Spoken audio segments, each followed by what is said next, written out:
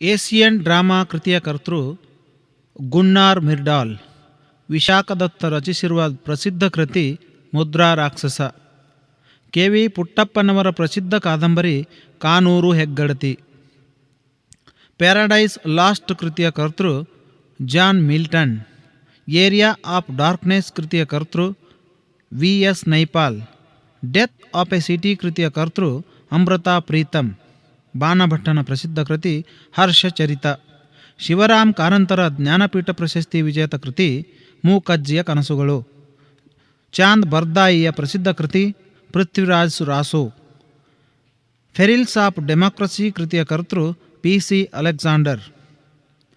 ಬಿಳಿ ಲಿಲ್ಲಿಯನ್ನು ಲಾಂಛನವಾಗುಳ್ಳ ರಾಷ್ಟ್ರ Canada. Finland ದೇಶದ ರಾಜಧಾನಿ ಹೆಲ್ಸಿಂಕಿ. ಹವಾನಾವನ್ನು ರಾಜಧಾನಿಯಾಗುಳ್ಳ ರಾಷ್ಟ್ರ ಕ್ಯೂಬಾ. ಬೆಲ್ಜಿಯಂ ದೇಶದ ರಾಜಧಾನಿ ಬ್ರಿಸೆಲ್ಸ್. ಆಸ್ಟ್ರಿಯಾ ರಾಷ್ಟ್ರದ ಲಾಂಛನ ಕಾಂಗರೂ. ಜರ್ಮನಿ ದೇಶದ ರಾಜಧಾನಿ ಬರ್ಲಿನ್. ಅಣುಬಾಂಬನ್ನು ಸಂಶೋಧಿಸಿದ ವರ್ಷ 1941. ಬ್ಯಾಂಕಾಕ್ ನಗರವಿರುವ ದೇಶ ಥೈಲ್ಯಾಂಡ್. ಗುಲಾಬಿ ಹೂವನ್ನು ಲಾಂಛನವಾಗಿ ಇಟ್ಟುಕೊಂಡ ದೇಶ ಇರಾನ್ ಮತ್ತು ಇಂಗ್ಲೆಂಡ್. ಶ್ರೀಲಂಕಾ ದೇಶದ ಲಾಂಛನ ಸಿಂಹ. ಸ್ವೀಡನ್ ದೇಶದ ರಾಜಧಾನಿ ಸ್ಟಾಕ್ ಹೋಮ್. ಬಾಗ್ದಾದ್ ನಗರವಿರುವ ರಾಷ್ಟ್ರ ಇರಾಕ್.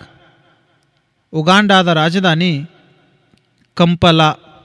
ಅಥೆನ್ಸ್ ನಗರ ಇರುವ ರಾಷ್ಟ್ರ ಗ್ರೀಕ್.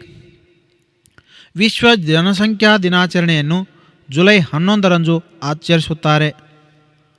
ಸೆಪ್ಟೆಂಬರ್ 8ರಂದು ಆಚರಿಸುವ ದಿನಾಚರಣೆ ವಿಶ್ವ ಸಾಕ್ಷರತಾ ದಿನಾಚರಣೆ.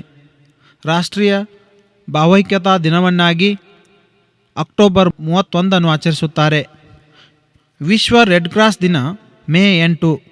ಇತ್ತೀಚೆಗೆ ವಿಶ್ವಸಂಸ್ಥೆ ವಿಶ್ವ ಅಹಿಂಸಾ ದಿನ ಎಂದು ಅಕ್ಟೋಬರ್ 2 ಘೋಷಿಸಿದ್ದಾರೆ. ವಿಶ್ವ ಪರಿಸರ ದಿನಾಚರಣೆ ಜೂನ್ 5. ಅಂತಾರಾಷ್ಟ್ರೀಯ ಭಯೋತ್ಪಾದನಾ ವಿರೋಧಿ ದಿನ ಮೇ 21.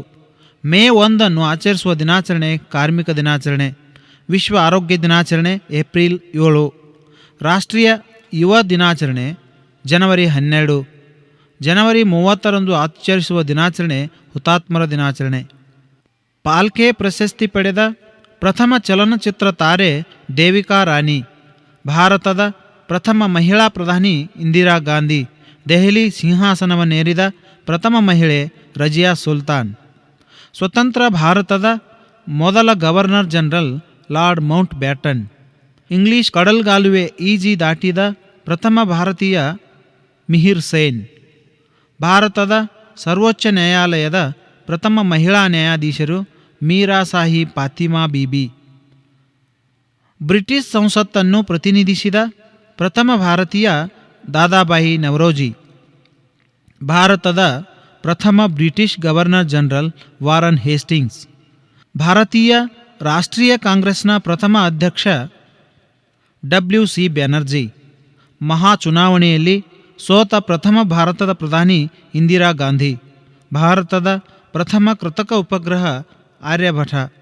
ಭಾರತೀಯ ಸಿವಿಲ್ ಸರ್ವಿಸ್ಗೆ ಆಯ್ಕೆಯಾದ ಪ್ರಥಮ ಭಾರತೀಯ ಸತ್ಯೇಂದ್ರನಾಥ್ ಠಾಗೋರ್. ನಾಗರಹೊಳೆ ಅಭಯಾರಣ್ಯ ಇರುವ ರಾಜ್ಯ ಕರ್ನಾಟಕ. ಜಾರ್ಖಂಡ್ ರಾಜ್ಯದಲ್ಲಿನ ವನ್ಯ ಮೃಗಧಾಮ ಇರುವ ಸ್ಥಳ ಹಜಾರಿಬಾಗ್. ವಯನಾಡ್ ಮೃಗಧಾಮ ಇರುವ ರಾಜ್ಯ ಕೇರಳ. ನಂದಾದೇವಿ ಜಿಂಕೆಯ ಉದ್ಯಾನವನ ಕಂಡುಬರುವ ರಾಜ್ಯ ಉತ್ತರ ಪ್ರದೇಶ್. ರಾಜಸ್ಥಾನದ ಕೋಟಾದಲ್ಲಿರುವ ಮೃಗಧಾಮ ಡರಹಾ ವನ್ಯ ಮೃಗಧಾಮ. ಹುಲಿಗಳ ರಕ್ಷಣೆಗೆಂದೇ ಸ್ಥಾಪಿತವಾದ ಪಶ್ಚಿಮ ಬಂಗಾಳದ ಮೃಗಧಾಮ ಸುಂದರ್ಬನ್ಸ್. ಖನ್ಹಾ ರಾಷ್ಟ್ರೀಯ ಉದ್ಯಾನವನವಿರುವ ರಾಜ್ಯ ಮಧ್ಯಪ್ರದೇಶ. ದಾಂಡೇಲಿ ವನ್ಯಮೃಗಧಾಮ ಇರುವ ಜಿಲ್ಲೆ ಉತ್ತರ ಕನ್ನಡ. ಉತ್ತರ ಪ್ರದೇಶದ ದೋದ್ವಾ ರಾಷ್ಟ್ರೀಯ ಉದ್ಯಾನವನ ಕಂಡುಬರುವ ಸ್ಥಳ ಲಖಿಂಪುರ. ಕಾರ್ಬೆಟ್ ರಾಷ್ಟ್ರೀಯ ಉದ್ಯಾನವನವಿರುವ ರಾಜ್ಯ ಉತ್ತರಾಂಚಲ. ಬಂಡೀಪುರ ರಾಷ್ಟ್ರೀಯ ಉದ್ಯಾನವನ ಇರುವ ಜಿಲ್ಲೆ ಮೈಸೂರು ಜಿಲ್ಲೆ. ಮಧುಮಲೈ ವನ್ಯ ಮೃಗಧಾಮ ನೀಲಗಿರಿ ಇರುವ ರಾಜ್ಯ ತಮಿಳುನಾಡು. ಕಾಜಿರಂಗ ರಾಷ್ಟ್ರೀಯ ಉದ್ಯಾನವನ ಕಂಡುಬರುವ ರಾಜ್ಯ ಆಸಾಂ. ವಿಜಯನಗರದ ಮೊದಲನೆಯ ರಾಜಧಾನಿ ಆನೆಗುಂದಿ. ವಿಜಯನಗರದ ಮೊದಲ ಸಂತತಿ ಸಂಗಮ ಸಂತತಿ.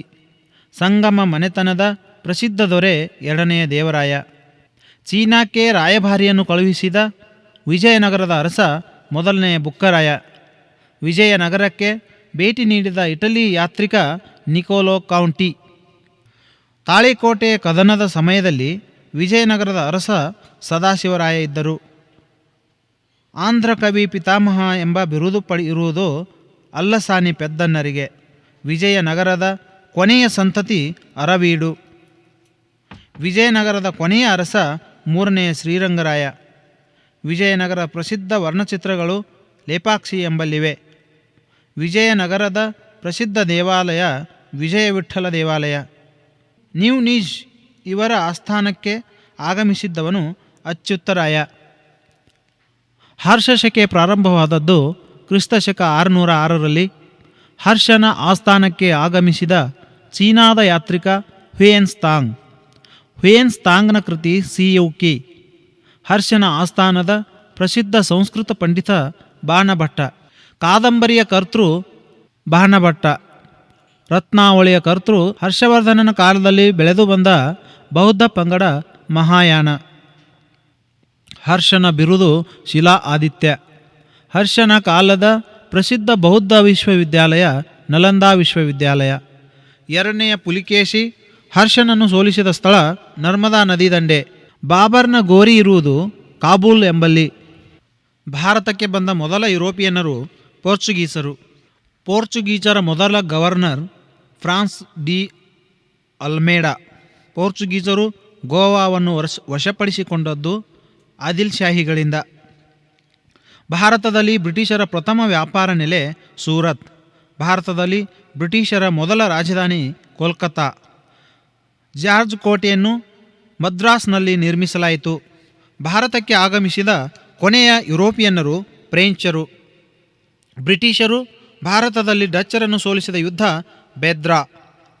ವಾಂಡಿವಾಶ್ ಕದನ ನಡೆದದ್ದು ಕ್ರಿಸ್ತಶಕ 1760ರಲ್ಲಿ. ಭಾರತವನ್ನು ಬಿಟ್ಟು ತೊಲಗಿದ ಕೊನೆಯ ಯುರೋಪಿಯನ್ನರು ಪೋರ್ಚುಗೀಸರು. ಈಸ್ಟ್ ಇಂಡಿಯಾ ಕಂಪನಿ ಸ್ಥಾಪನೆಯಾದ ವರ್ಷ 1600. ಭಾರತದ ರಾಷ್ಟ್ರೀಯ ಕಾಂಗ್ರೆಸ್ನ ಪ್ರಥಮ ಅಧಿವೇಶನ ನಡೆದದ್ದು ಮುಂಬೈಯಲ್ಲಿ. ಕಾಂಗ್ರೆಸ್ನ ಪ್ರಥಮ ಅಧಿವೇಶನದ ಅಧ್ಯಕ್ಷರು WC ಬ್ಯಾನರ್ಜಿ. ಕಾಂಗ್ರೆಸ್ದ ಸೂರತ್ ಅಧಿವೇಶನದ ಅಧ್ಯಕ್ಷರು ರಾಸ್ ಬಿಹಾರಿ ಘೋಷ್. ಕಾಂಗ್ರೆಸ್ನ ಲಖನೌ ಅಧಿವೇಶನ ನಡೆದದ್ದು ಕ್ರಿಸ್ತಶಕ 1916ರಲ್ಲಿ. 1929 ಕಾಂಗ್ರೆಸ್ ಅಧಿವೇಶನದ ಅಧ್ಯಕ್ಷರು ಜವಾಹರ್ಲಾಲ್ ನೆಹರು. 1924ರ ಬೆಳಗಾವಿ ಅಧಿವೇಶನದ ಅಧ್ಯಕ್ಷರು ಮಹಾತ್ಮ ಗಾಂಧಿ. ಕಾಂಗ್ರೆಸ್ನ ಪೂರ್ಣ ಸ್ವರಾಜ್ ಘೋಷಣೆಯಾಗಿದ್ದು ಲಾಹೋರ್ ಅಧಿವೇಶನದಲ್ಲಿ. ಕಾಂಗ್ರೆಸ್ದ ಪ್ರಥಮ ಮಹಿಳಾ ಅಧ್ಯಕ್ಷರು ಮಿಸಸ್ ಅನಿಬೆಸೆಂಟ್. ಒಂದೇ ಪರಮಾಣು ಸಂಖ್ಯೆ ಇದ್ದು ಬೇರೆ ಬೇರೆ ರಾಶಿ ಸಂಖ್ಯೆಗಳನ್ನು ಹೊಂದಿರುವ ಒಂದೇ ಧಾತುವಿನ ಪರಮಾಣುಗಳು ಐಸೋಟೋಪುಗಳು. ಪರಮಾಣುವಿನ ಬಗ್ಗೆ ವ್ಯವಸ್ಥಿತವಾಗಿ ಪ್ರಥಮ ಬಾರಿಗೆ ಸಿದ್ಧಾಂತ ಮೂಡಿಸಿದವರು ಜಾನ್ ಡಾಲ್ಟನ್. ಬೀಜ ಕೇಂದ್ರದಲ್ಲಿರುವ ಪ್ರೋಟಾನ್ಗಳ ಸಂಖ್ಯೆಯೇ ಪರಮಾಣು ಸಂಖ್ಯೆ. ಆಕ್ಸಿಜನ್ನ ಪರಮಾಣು ಸಂಖ್ಯೆ 8. ಆಕ್ಸಿಜನ್ನ ಪರಮಾಣು ರಾಶಿ 16. ಬೀಜ ಕೇಂದ್ರದಲ್ಲಿನ ಪ್ರೋಟಾನ್ ಮತ್ತು ನ್ಯೂಟ್ರಾನ್ಗಳ ಒಟ್ಟು ಸಂಖ್ಯೆಯೇ ಪರಮಾಣು ರಾಶಿ. ಅತ್ಯಂತ ಹಗುರವಾದ ಪರಮಾಣು ಹೈಡ್ರೋಜನ್. ಪರಮಾಣು ರಾಶಿಯನ್ನು ಅಳೆಯಲು 1961-62ರಿಂದ ಇದನ್ನು ಆದರ್ಶಮಾನವಾಗಿ ಆಯ್ಕೆ ಮಾಡಲಾಗಿದೆ. ಪರಮಾಣು ರಾಶಿಯ ಮೂಲಮಾನ ಅಮು. ಆವರ್ತ ಕೋಷ್ಟಕವನ್ನು 1869ರಲ್ಲಿ ತಯಾರಿಸಿದ ರಷ್ಯಾದ ವಿಜ್ಞಾನಿ ಡಿಮೆಟ್ರಿ ಮೆಂಡೆಲಿವ್.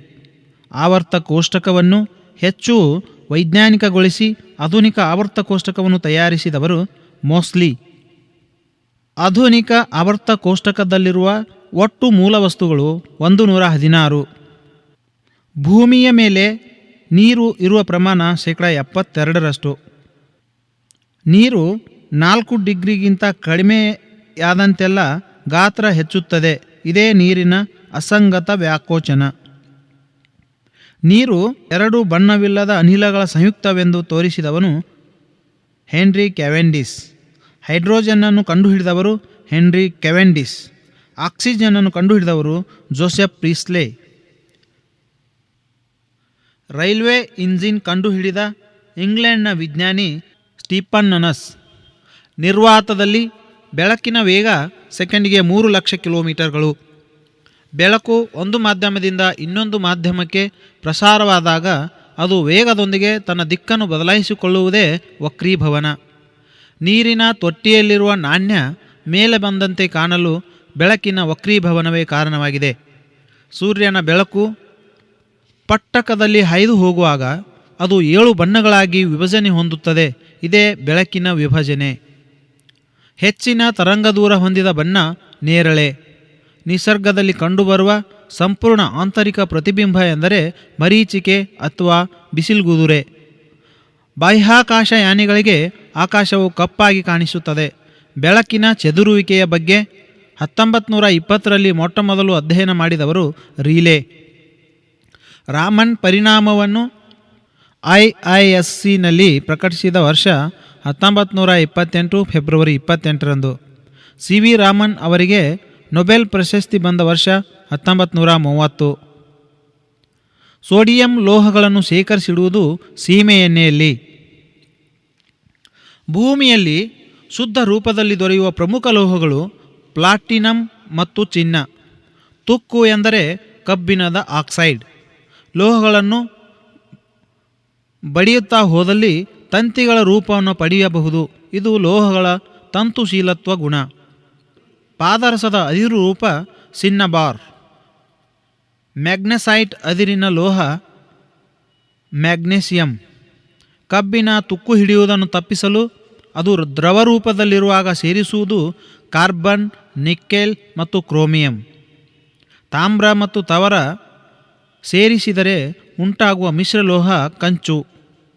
ಅಲ್ನಿಕೋವನ್ನು ಹೆಚ್ಚಾಗಿ ಬಳಸುವುದು ಅಯಸ್ಕಾಂತಗಳ ತಯಾರಿಕೆಗೆ. ವಿದ್ಯುತ್ ಹೀಟರ್ಗಳಲ್ಲಿ ಬಳಸುವ ಕಾಯುವ ತಂತಿ ನೈಕ್ರೋಮ್.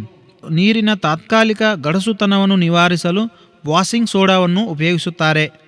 ಆಧುನಿಕ ಆವರ್ತ ಕೋಷ್ಟಕದಲ್ಲಿರುವ ಅಲೋಹಗಳ ಸಂಖ್ಯೆ 22. ಬಿಳಿ ರಂಜಕವನ್ನು ಸಂಗ್ರಹಿಸುವುದು ನೀರಿನಲ್ಲಿ. ಬೆಂಕಿ ಪೊಟ್ಟಣದ ಬದಿಯಲ್ಲಿ, ಬೆಂಕಿ ಕಡ್ಡಿ ತುದಿಗಳಲ್ಲಿ ಬಳಸುವ ರಂಜಕ ಕೆಂಪು ರಂಜಕ. ರಂಜಕವನ್ನು ಸೂಪರ್ ಫಾಸ್ಫೇಟ್ ರೂಪದಲ್ಲಿ ರಸಗೊಬ್ಬರವಾಗಿ ಬಳಸುವರು. ರಬ್ಬರಿಗೆ ಗಂಧಕ ಸೇರಿಸಿದರೆ ಅದು ಗಡುಸಾಗಿ ತನ್ನ ಆಕಾರ ಉಳಿಸಿಕೊಳ್ಳುತ್ತದೆ. ಇದೇ ರಬ್ಬರಿನ ವಲ್ಕನೀಕರಣ. ಕಾರ್ಬನ್ನಿನ ಬಹುರೂಪಗಳು ಇದ್ದಿಲು, ಕಲ್ಲಿದ್ದಲು, ಗ್ರಾಫೈಟ್, ವಜ್ರ.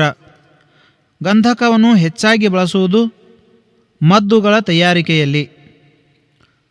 ಕಲ್ಲಿದ್ದಲಿನಲ್ಲಿರುವ 4 ವಿಧಗಳೆಂದರೆ ಆಂಥ್ರಸೈಟ್, ಬಿಟುಮಿನಸ್, ಲಿಗ್ನೈಟ್, ಪೀಟ್. ಸೂಕ್ಷ್ಮಾಣುಜೀವಿಗಳ ಗಾತ್ರವನ್ನು ಅಳೆಯುವುದು ಮೈಕ್ರಾನ್ಗಳಲ್ಲಿ. ಸೂಕ್ಷ್ಮಾಣುಜೀವಿಗಳಿಗೆ ಪ್ರಮುಖವಾದ ಉದಾಹರಣೆಗಳೆಂದರೆ ವೈರಸ್ಗಳು, ಬ್ಯಾಕ್ಟೀರಿಯಾಗಳು, ಏಕಕೋಶ ಜೀವಿಗಳು. ಸೂಕ್ಷ್ಮಾಣುಜೀವಿಗಳ ಬಗ್ಗೆ ಜಗತ್ತಿನ ಗಮನ ಸೆಳೆದ ಮೊದಲಿಗ ಲೂಯಿ ಪಾಶ್ಚರ್. ಶಸ್ತ್ರಚಿಕಿತ್ಸೆಗೆ ಮೊದಲ ಬಾರಿಗೆ ನಂಜು ನಿರೋಧಕ ಕಂಡುಹಿಡಿದವರು ಜೋಸೆಫ್ ಲಿಸ್ಟರ್. ಕುರಿಗಳಲ್ಲಿ ಕಂಡುಬರುವ ನರಡಿ ರೋಗಕ್ಕೆ ಸೂಕ್ಷ್ಮಾಣುಜೀವಿಗಳು ಕಾರಣ ಎಂದು ತಿಳಿಸಿದವರು ರಾಬರ್ಟ್ ಕಾಜ್. ಸೂಕ್ಷ್ಮಾಣುಜೀವಿಗಳಲ್ಲಿಯೇ ಅತ್ಯಂತ ಚಿಕ್ಕವು ಮತ್ತು ಪರಾವಲಂಬಿಗಳೆಂದರೆ ವೈರಸ್ಗಳು. ಬ್ಯಾಕ್ಟೀರಿಯಾಗಳ ಗಾತ್ರ 0.4ರಿಂದ 1.5 ಮೈಕ್ರಾನ್. ಶಿಲೀಂಧ್ರದಿಂದ ಪೆನ್ಸಿಲಿನ್ ಅನ್ನು ಅಭಿವೃದ್ಧಿಪಡಿಸಿದ ವಿಜ್ಞಾನಿ ಅಲೆಕ್ಸಾಂಡರ್ ಫ್ಲೆಮಿಂಗ್. ಹಾಲನ್ನು ಮೊಸರಾಗಿ ಮಾಡುವ ಬ್ಯಾಕ್ಟೀರಿಯಾ ಲ್ಯಾಕ್ಟೋಬ್ಯಾಸಿಲಸ್. ದೇಹದಲ್ಲಿ ಶಕ್ತಿ ಉತ್ಪಾದಕ ಪೋಷಕಾಂಶಗಳು ಕಾರ್ಬೋಹೈಡ್ರೇಟ್ಗಳು, ಲಿಪಿಡ್ಗಳು. ಕಾರ್ಬನ್, ಹೈಡ್ರೋಜನ್ ಮತ್ತು ಆಕ್ಸಿಜನ್ಗಳ ಸಂಯುಕ್ತವೇ ಕಾರ್ಬೋಹೈಡ್ರೇಟ್ಗಳು. ಆಹಾರದಲ್ಲಿರುವ ಮುಖ್ಯ ಲಿಪಿಡ್ಗಳು ಎಣ್ಣೆಗಳು ಮತ್ತು ಕೊಬ್ಬುಗಳು. ಕಾರ್ಬನ್, ಹೈಡ್ರೋಜನ್, ಆಕ್ಸಿಜನ್ ಮತ್ತು ನೈಟ್ರೋಜನ್ಗಳಿಂದಾದ ಒಂದು ಜೀವಕೋಶದ ದೊಡ್ಡದಾದ ಅಣು ಪ್ರೋಟೀನ್. ನೀರಿನಲ್ಲಿ ಕರಗದ ವಿಟಮಿನ್ಗಳು ADEK. ವಿಟಮಿನ್ ಎ ಕೊರತೆಯಿಂದ ಬರುವ ರೋಗ ಇರುಳುಗುರುಡುತನ. ಭಾರತದಲ್ಲಿರುವ ಮುಖ್ಯವಾದ 3 ಪ್ರಕಾರದ ನಿರುದ್ಯೋಗಿಗಳು ಪೂರ್ಣ ನಿರುದ್ಯೋಗ, ಅರೆ ನಿರುದ್ಯೋಗ ಮತ್ತು ಮರೆಮಾಚಿದ ನಿರುದ್ಯೋಗ. ರಾಷ್ಟ್ರೀಯ ಆದಾಯವನ್ನು ಒಟ್ಟು ಜನಸಂಖ್ಯೆಯಿಂದ ಭಾಗಿಸಿದರೆ ಬರುವುದೇ ತಲಾದಾಯ. ಭಾರತದ ಆರ್ಥಿಕ ವ್ಯವಸ್ಥೆಯು ಒಳಗೊಂಡಿರುವ ಮುಖ್ಯವಾದ 3 ವಲಯಗಳು ಪ್ರಾಥಮಿಕ ವಲಯ, ದ್ವಿತೀಯ ವಲಯ ಮತ್ತು ತೃತೀಯ ವಲಯ. ಕೃಷಿ, ಪಶುಸಂಗೋಪನೆ, ಹೈನುಗಾರಿಕೆ, ಅರಣ್ಯ ಮುಂತಾದ ಕೃಷಿ ಸಂಬಂಧಿ ಮತ್ತು ಗಣಿಗಾರಿಕೆ ಸಂಬಂಧಿ ಕಾರ್ಯಗಳನ್ನು ಒಳಗೊಂಡಿರುವ ವಲಯ ಪ್ರಾಥಮಿಕ ವಲಯ. ಭಾರತದ ಆರ್ಥಿಕ ವ್ಯವಸ್ಥೆಯಲ್ಲಿ ಮಾಲೀಕತ್ವದ ಆಧಾರದ ಮೇಲಿರುವ ಪ್ರಮುಖ ಕೈಗಾರಿಕೆಗಳೆಂದರೆ ಸಾರ್ವಜನಿಕ, ಖಾಸಗಿ ಮತ್ತು ಜಂಟಿ ಮಾಲೀಕತ್ವ. ದ್ವಿತೀಯ ವಲಯವು ಮುಖ್ಯವಾಗಿ ಕೈಗಾರಿಕೆಗಳು ಮತ್ತು ಕಟ್ಟಡ ನಿರ್ಮಾಣ ಚಟುವಟಿಕೆಗಳನ್ನು ಒಳಗೊಂಡಿರುತ್ತದೆ. ಸಾರಿಗೆ ಮತ್ತು ಸಂಪರ್ಕ ಸೇವೆಗಳು ತೃತೀಯ ವಲಯದಲ್ಲಿ ಬರುತ್ತವೆ. ಭಾರತದಲ್ಲಿ 58% ಜನರು ಅವಲಂಬಿಸಿರುವುದು ಪ್ರಾಥಮಿಕ ವಲಯವನ್ನು. 1960ರಲ್ಲಿ ಭಾರತ ಸರ್ಕಾರವು PC ಮಹಾಲ್ನೋಬಿಸರ ಅಧ್ಯಕ್ಷತೆಯಲ್ಲಿ ರಾಷ್ಟ್ರೀಯ ಆದಾಯ ಸಮಿತಿಯನ್ನು ರಚಿಸಿತು. ಆದಾಯ ಅಸಮಾನತೆಯನ್ನು ಲೊರೆಂಜ್ ಅನುಪಾತದ ಸಹಾಯದಿಂದಲೂ ಅಳೆಯಲಾಗುತ್ತದೆ. ಭಾರತವು ಮಿಶ್ರ ಆರ್ಥಿಕ ವ್ಯವಸ್ಥೆಯನ್ನು ಹೊಂದಿದ ರಾಷ್ಟ್ರವಾಗಿದೆ. ಭೂ ಸುಧಾರಣೆಗಾಗಿ 1950ರಲ್ಲಿ ಜಮೀನ್ದಾರಿ ಪದ್ಧತಿಯನ್ನು ರದ್ದು ಮಾಡಲಾಯಿತು. ಬಡತನ ಮತ್ತು ಅಸಮಾನತೆಯನ್ನು ತೊಲಗಿಸಲು ಇತ್ತೀಚಿನ ಕಾರ್ಯಕ್ರಮಗಳಲ್ಲಿ ಅಂತ್ಯೋದಯ ಅನ್ನ ಯೋಜನೆ ಕೂಡ ಒಂದಾಗಿದೆ. ಗ್ರಾಮೀಣ ಬಡವರ ಪರಿಸ್ಥಿತಿಯನ್ನು ಸುಧಾರಿಸಲು ಇತ್ತೀಚೆಗೆ ಜಾರಿಗೆ ತರಲಾದ ಪ್ರಮುಖ ಯೋಜನೆಗಳೆಂದರೆ ಸ್ವರ್ಣ ಜಯಂತಿ, ಗ್ರಾಮ ಸ್ವರೋಜಗಾರ್ ಯೋಜನೆ, ಸಂಪೂರ್ಣ ಗ್ರಾಮೀಣ ರೋಜಗಾರ್ ಯೋಜನೆ, ಪ್ರಧಾನಮಂತ್ರಿ ಗ್ರಾಮೋದಯ ಯೋಜನೆ ಮುಂತಾದವುಗಳು. 1945ರಲ್ಲಿ ಮೊದಲ ಬಾರಿಗೆ ಬಡತನದ ರೇಖೆಯನ್ನು ವ್ಯಾಖ್ಯಾನಿಸಿದವರು ವಿಶ್ವ ಆಹಾರ ಮತ್ತು ಕೃಷಿ ಸಂಘಟನೆಯ ಮೊದಲ ಮಹಾನಿರ್ದೇಶಕ ಲಾರ್ಡ್ ಬೈರ್ಡಾಲ್. ಜವಾಹರ್ಲಾಲ್ ನೆಹರು ರೋಜಗಾರ ಯೋಜನೆಯನ್ನು ಜಾರಿಗೆ ತರಲಾದ ವರ್ಷ 1989. ಭಾರತದಲ್ಲಿ ಅತಿ ಹೆಚ್ಚು ಕೈಗಾರಿಕೆಗಳಿರುವ ರಾಜ್ಯ ಮಹಾರಾಷ್ಟ್ರ. ಆರ್ಥಿಕ ಯೋಜನೆಗಳನ್ನು ಮೊದಲು ಅಳವಡಿಸಿಕೊಂಡ ರಾಷ್ಟ್ರ ಸೋವಿಯತ್ ರಷ್ಯಾ. 1928ರಲ್ಲಿ ಭಾರತವು ಆರ್ಥಿಕ ಯೋಜನೆಗಳನ್ನು ಕಾರ್ಯಗತಗೊಳಿಸಿದ ವರ್ಷ 1951ರಲ್ಲಿ. ಕೇಂದ್ರ ಸರ್ಕಾರಕ್ಕೆ ಬರುವ ಆದಾಯದ ಮೂಲಗಳು ತೆರಿಗೆಯಿಂದ ಬರುವ ಆದಾಯ, ತೆರಿಗೆಯೇತರ ಆದಾಯ ಮತ್ತು ಬಂಡವಾಳ ಆದಾಯ. ಯಾವ ಪ್ರತಿಫಲಾಪೇಕ್ಷೆಯೂ ಇಲ್ಲದೆ ಜನರು ಸರ್ಕಾರಕ್ಕೆ ಕಡ್ಡಾಯವಾಗಿ ಸಲ್ಲಿಸಬೇಕಾದ ವಂತಿಗೆಯೇ ತೆರಿಗೆ. ಜನರ ಆದಾಯ ಮತ್ತು ಸಂಪತ್ತಿನ ಮೇಲೆ ವಿಧಿಸಲಾಗುವ ತೆರಿಗೆ ನೇರ ತೆರಿಗೆ. ಸರಕು ಮತ್ತು ಸೇವೆಗಳ ಮೇಲೆ ವಿಧಿಸುವ ತೆರಿಗೆಯೇ ಪರೋಕ್ಷ ತೆರಿಗೆ. ಕೇಂದ್ರ ಸರ್ಕಾರಕ್ಕೆ ಅತಿ ಹೆಚ್ಚಿನ ಆದಾಯ ತರುವ ತೆರಿಗೆ ಕೇಂದ್ರ ಅಬಕಾರಿ ಸುಂಕಗಳು. ಭಾರತಕ್ಕೆ ಆಮದಾಗುವ ಮತ್ತು ಭಾರತದಿಂದ ರಫ್ತಾಗುವ ಸರಕುಗಳ ಮೇಲೆ ವಿಧಿಸುವ ಸುಂಕಗಳು ಕಸ್ಟಮ್ಸ್ ಸುಂಕಗಳು. ಭಾರತ ಸರ್ಕಾರವು ವ್ಯಾಟ್ ಅನ್ನು ಜಾರಿಗೊಳಿಸಿದ ವರ್ಷ ಏಪ್ರಿಲ್ 1, 2005ರಂದು. ವಿವಿಧ ಆರ್ಥಿಕ ಮತ್ತು ಸಾಮಾಜಿಕ ಸೇವೆಗಳು, ರಾಷ್ಟ್ರ ನಿರ್ಮಾಣದ ಕಾರ್ಯಗಳು ಮುಂತಾದ ಅಭಿವೃದ್ಧಿ ಚಟುವಟಿಕೆಗಳ ಮೇಲೆ ಮಾಡುವ ವೆಚ್ಚಗಳು ಯೋಜನಾ ವೆಚ್ಚಗಳು. ಕೇಂದ್ರ ಸರ್ಕಾರ ಮಾಡುವ ವೆಚ್ಚಗಳಲ್ಲಿ ಅತ್ಯಂತ ಮಹತ್ವದ ವೆಚ್ಚ ರಕ್ಷಣಾ ವೆಚ್ಚ. ತಾತ್ಕಾಲಿಕ ಸಾಲಗಳಿಗೆ ಉತ್ತಮ ಉದಾಹರಣೆ ಎಂದರೆ ಸರ್ಕಾರ ರಿಸರ್ವ್ ಬ್ಯಾಂಕ್ನಿಂದ ಪಡೆಯುವ ಅಲ್ಪಾವಧಿಯ ಸಾಲಗಳು. ತಮ್ಮ ಸ್ವಂತ ಅಥವಾ ಗುತ್ತಿಗೆ ಪಡೆದ ಭೂಮಿಯಲ್ಲಿ ತಾವೇ ಸ್ವತಃ ದುಡಿಯುವವರು ಸಾಗುವಳಿದಾರರು. ಕನಿಷ್ಠ ಕೂಲಿ ಕಾಯಿದೆಯನ್ನು ಜಾರಿಗೆ ತರಲಾದ ವರ್ಷ 1948. ಜೀತ ಪದ್ಧತಿಯ ನಿರ್ಮೂಲನಕ್ಕಾಗಿ 1976ರಲ್ಲಿ ಜಾರಿಗೊಳಿಸಲಾದ ಶಾಸನ ಜೀತ ವಿಮುಕ್ತಿ ಶಾಸನ. ಜೀತ ಕಾರ್ಮಿಕರನ್ನು ಚೆನ್ನೈನಲ್ಲಿ ಪನಿಯಾಸ್ ಎಂದು ಕರೆಯುವರು. 14 ವರ್ಷಗಳಿಗಿಂತ ಕಡಿಮೆ ವಯಸ್ಸಿನ ಯಾವುದೇ ಮಗುವನ್ನು ಯಾವುದೇ ಸಂಸ್ಥೆ ಕಾರ್ಖಾನೆಗಳಲ್ಲಿ ದುಡಿಸಿಕೊಳ್ಳಬಾರದು ಎಂದು ಹೇಳುವ ಸಂವಿಧಾನದ ಕಲಂ 14. ರಾಷ್ಟ್ರೀಯ ಬಾಲಕಾರ್ಮಿಕ ನೀತಿ ಜಾರಿಗೆ ಬಂದದ್ದು 1987ರಲ್ಲಿ. 1948ರಲ್ಲಿ ಅಂಗೀಕಾರ ಮಾಡಲಾದ ಕಾನೂನು ಕನಿಷ್ಠ ವೇತನ ಕಾನೂನು. ವಿವಿಧ ಬಗೆಯ ಕೈಗಾರಿಕೆಗಳಲ್ಲಿ ಉದ್ಯೋಗ ನಿರತರಾಗಿರುವ ಶ್ರಮಿಕರೇ ಕೈಗಾರಿಕಾ ಕಾರ್ಮಿಕರು.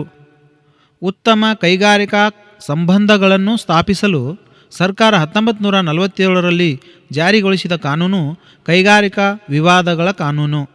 ರಾಷ್ಟ್ರೀಯ ಪಂಚಾಯಿತಿ ಪರಿವರ್ತನೆಯ ಮಂಡಳಿ ಸ್ಥಾಪನೆಯಾದ ವರ್ಷ 1967. ತ್ರಿಪಕ್ಷೀಯ ಸಮಿತಿಯ ಪ್ರತಿನಿಧಿಗಳು ಕಾರ್ಮಿಕರು, ಮಾಲೀಕರು ಮತ್ತು ಸರ್ಕಾರದ ಪ್ರತಿನಿಧಿಗಳು. ಭಾರತದ ಮೊಟ್ಟ ಮೊದಲ ಕಾರ್ಮಿಕ ಸಂಘ 1890ರಲ್ಲಿ ಸ್ಥಾಪನೆಯಾದ ಬಾಂಬೆ ಗಿರಣಿ ಕಾರ್ಮಿಕರ ಸಂಘ. All India trade union AITUC ಸ್ಥಾಪನೆಯಾದದ್ದು 1920ರಲ್ಲಿ. ಪ್ರಜಾ ಸೋಷಿಯಲಿಸ್ಟ್ ಪಕ್ಷದ ಹತೋಟಿಯಲ್ಲಿದ್ದು 1948ರಲ್ಲಿ ಸ್ಥಾಪಿತವಾದದ್ದು Hind Mazdoor Sabha HMS. All India trade union Congress ಇದು ಕಮ್ಯುನಿಸ್ಟ್ ಪಕ್ಷದ ನಿಯಂತ್ರಣದಲ್ಲಿದೆ. Centre of Indian trade union ಭಾರತದಲ್ಲಿಯೇ ಅತ್ಯಂತ ದೊಡ್ಡದಾದ ಕಾರ್ಮಿಕ ಸಂಘ Bharatiya Mazdoor Sangh. Centre of Indian trade union ಸ್ಥಾಪನೆಯಾದದ್ದು 1970ರಲ್ಲಿ. ಎರಡನೆಯ ರಾಷ್ಟ್ರೀಯ ಕಾರ್ಮಿಕ ಆಯೋಗವನ್ನು ರವೀಂದ್ರ ವರ್ಮಾ ಅವರ ಅಧ್ಯಕ್ಷತೆಯಲ್ಲಿ 1999ರ ಅಕ್ಟೋಬರ್ 15ರಂದು ನೇಮಿಸಲಾಯಿತು. ಮಹಿಳೆಯರ ಸಬಲೀಕರಣಕ್ಕಾಗಿ ರಾಷ್ಟ್ರೀಯ ನೀತಿಯನ್ನು ಅಳವಡಿಸಲಾದ ವರ್ಷ 2011. ಕೇಂದ್ರ ಕ್ಷೇತ್ರದ ಯೋಜನೆಗಾಗಿ 2001-2002ರಲ್ಲಿ ಜಾರಿಗೊಳಿಸಲಾದ ಯೋಜನೆ ಸ್ವಧರ.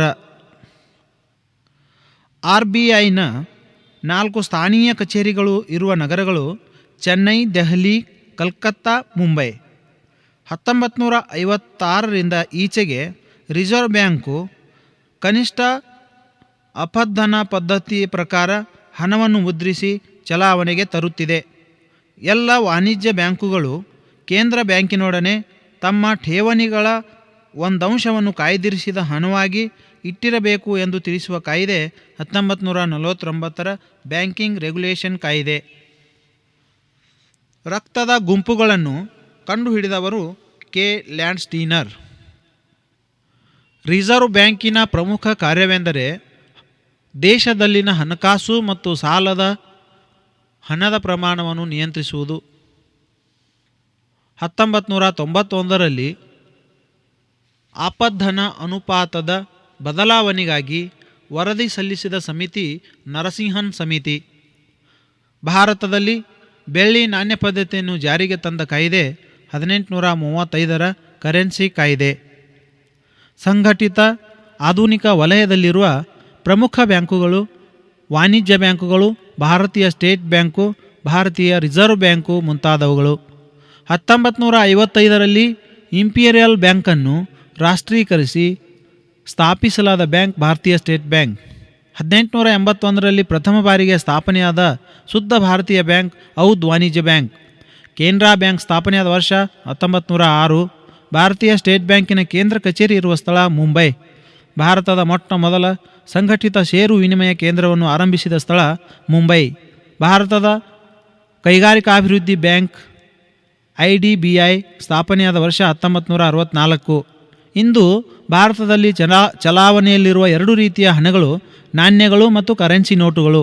ಪ್ರಾದೇಶಿಕ ಗ್ರಾಮೀಣ ಬ್ಯಾಂಕುಗಳು ಸ್ಥಾಪನೆಯಾದ ವರ್ಷ 1975ರಲ್ಲಿ. ಗ್ರಾಮೀಣ ಭಾಗದಲ್ಲಿ ಮೂಲ ಸೌಕರ್ಯ ಅಭಿವೃದ್ಧಿಗೆ ಹಣಕಾಸು ಪೂರೈಸಲು 1995-96ರಲ್ಲಿ ನಬಾರ್ಡ್ನಲ್ಲಿ ಸ್ಥಾಪಿಸಲಾದ ನಿಧಿ ಗ್ರಾಮೀಣ ಮೂಲ ಸೌಕರ್ಯ ಅಭಿವೃದ್ಧಿ ನಿಧಿ. ಮೂಲಭೂತ ಹಕ್ಕುಗಳ ವಿಷಯವಾಗಿ ರಚಿಸಲಾಗಿದ್ದ ಉಪಸಮಿತಿಯ ಅಧ್ಯಕ್ಷರು ಸರ್ದಾರ್ ವಲ್ಲಭಭಾಯಿ ಪಟೇಲ್. ಮೂಲಭೂತ ಹಕ್ಕುಗಳನ್ನು 3ನೇ ಭಾಗದಲ್ಲಿ 12ರಿಂದ 35ನೇ ಪರಿಚ್ಛೇದಗಳಲ್ಲಿ ತಿಳಿಸಲಾಗಿದೆ. ಸಂವಿಧಾನದ 32ನೇ ಪರಿಚ್ಛೇದದ ಪ್ರಕಾರ ಸಂವಿಧಾನಾತ್ಮಕ ಪರಿಹಾರದ ಹಕ್ಕನ್ನು ನೀಡಲಾಗಿದೆ. ಸಂವಿಧಾನದ 42ನೇ ತಿದ್ದುಪಡಿಯನ್ನು ಮಾಡಿದ ವರ್ಷ 1976. 1978ರಲ್ಲಿ ಸಂವಿಧಾನಕ್ಕೆ ತಂದ 44ನೇ ತಿದ್ದುಪಡಿಯ ಪ್ರಕಾರ ಆಸ್ತಿಯ ಹಕ್ಕನ್ನು ರದ್ದುಗೊಳಿಸಲಾಯಿತು. ಸಂವಿಧಾನದ 3ನೇ ಭಾಗದಲ್ಲಿರುವ ಒಟ್ಟು ಕಲಮುಗಳ ಸಂಖ್ಯೆ 24. ಭಾರತದ ಕ್ಷೇತ್ರ ವ್ಯಾಪ್ತಿಯಲ್ಲಿ ಎಲ್ಲ ವ್ಯಕ್ತಿಗಳು ಕಾನೂನಿನ ದೃಷ್ಟಿಯಲ್ಲಿ ಸಮಾನರು ಎಂದು ತಿಳಿಸುವ ಕಲಮು 14ನೇ ಕಲಮು. ಧರ್ಮ, ಜಾತಿ, ಕುಲ, ಲಿಂಗ, ಜನ್ಮಸ್ಥಾನ ಇವುಗಳ ಮೇಲೆ ತಾರತಮ್ಯ ನಿಷೇಧ ಮಾಡಬೇಕೆಂದು ಹೇಳುವ ಕಲಮು 15 ಅದರಲ್ಲಿ 1. ಭಾರತ ಸಂವಿಧಾನದ 16ನೇ ಕಲಂ ತಿಳಿಸುವುದೇನೆಂದರೆ ಸಾರ್ವಜನಿಕ ಉದ್ಯೋಗ ಅವಕಾಶವನ್ನು ಪಡೆಯಲು ಎಲ್ಲರೂ ಸಮಾನರು. ಅಸ್ಪೃಶ್ಯತೆಯನ್ನು ರದ್ದುಗೊಳಿಸಲಾದ ಕಲಂ 17. ಸಂವಿಧಾನದಲ್ಲಿ ಸ್ವಾತಂತ್ರ್ಯದ ಹಕ್ಕಿನ ಬಗ್ಗೆ ತಿಳಿಸುವ ಕಲಮುಗಳು 19ರಿಂದ 22. ಸಂವಿಧಾನದ 23 ಮತ್ತು 24ನೇ ಕಲಂ ತಿಳಿಸುವುದು ಶೋಷಣೆಯ ವಿರುದ್ಧದ ಹಕ್ಕಿನ ಕುರಿತು. ಸಂವಿಧಾನದ ಸಭೆಯಲ್ಲಿ ಮೂಲಭೂತ ಹಕ್ಕುಗಳ ಕುರಿತು ರಚಿಸಲಾದ ಉಪಸಮಿತಿಯ ಅಧ್ಯಕ್ಷರು ಸರ್ದಾರ್ ಪಟೇಲ್. ಬಜೆಟ್ ಎಂಬ ಪದವು ಬಂದ ಭಾಷೆ ಲ್ಯಾಟಿನ್ ಭಾಷೆ. ಸಂವಿಧಾನದ ಪ್ರಕಾರ ಒಂದು ಮುಂಗಡ ಪತ್ರದ ಅವಧಿ ಏಪ್ರಿಲ್ 1ರಿಂದ ಮಾರ್ಚ್ 31.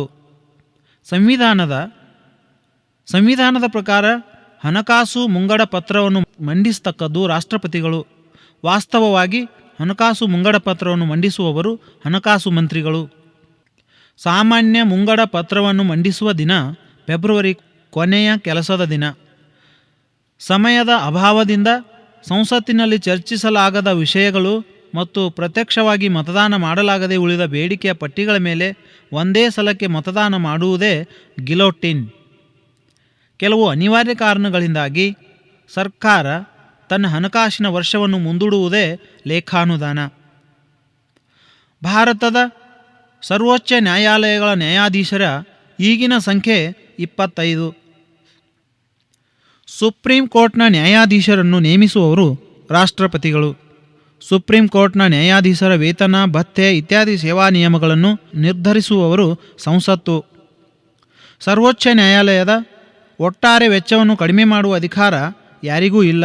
ಸಂಚಿತ ನಿಧಿಗೆ ಹೇರಲ್ಪಟ್ಟ ವೆಚ್ಚವಾಗಿದೆ ಎಂದು ತಿಳಿಸುವ ಕಲಂ 146. ಸರ್ವೋಚ್ಚ ನ್ಯಾಯಾಲಯದ ಸ್ಥಾನವನ್ನು ನಿರ್ಧರಿಸುವವರು ರಾಷ್ಟ್ರಪತಿಯವರ ಅನುಮತಿಯ ಮೇರೆಗೆ ಮುಖ್ಯ ನ್ಯಾಯಾಧೀಶರು.